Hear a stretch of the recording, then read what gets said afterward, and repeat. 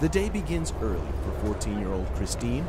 She shares a small tent in Port-au-Prince with her mother, brother, and sister, and must complete all of her chores before leaving for school.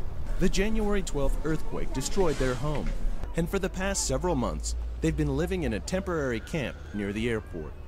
It takes me almost an hour to go to school.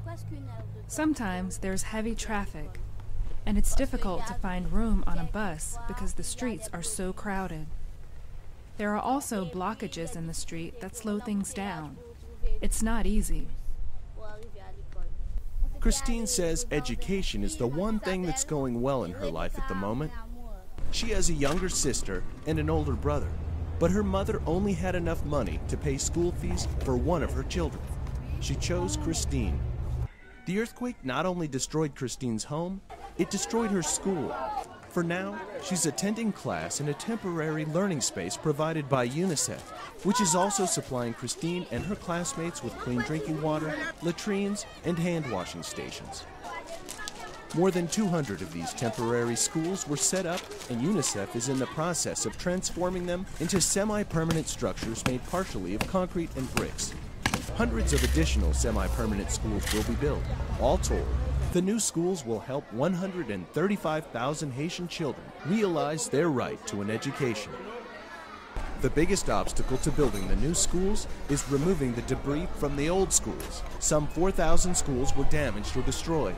Experts predict it will take years to clear the sites. In some cases, parents and school administrators are volunteering to remove the debris, as is the case in downtown Port-au-Prince, where a 4-story school was reduced to this pile of rubble. Once the debris has been cleared, UNICEF will step in and establish a semi-permanent school. They're built on concrete foundations with steel tubes to strengthen the tent walls.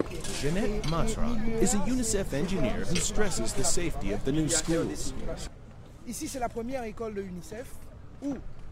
This is the first school where UNICEF will ensure that all of the children who come here will be safe. Even if there's an earthquake, even if there's a cyclone, they will be safe.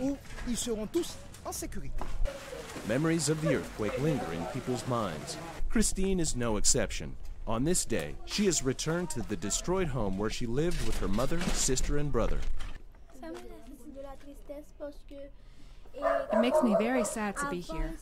After the earthquake, we arrived and saw that the house had collapsed, and we had nowhere to go.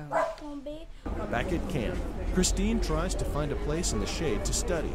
There is little relief from the relentless Caribbean sun, and the lack of ventilation inside the tents makes it nearly unbearable during the day.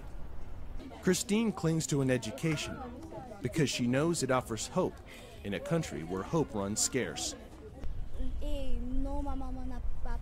My mother didn't go to school, and she's had a very difficult life. That's why she wants us to go to school and to excel, to become somebody, and to be able to take care of ourselves. She wants us to have a better life. Christine wants to become a doctor.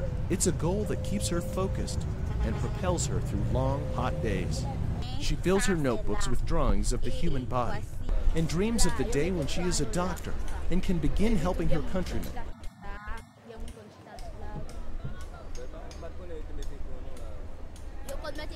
Chaque vendredi, samedi, dimanche, je mets écran.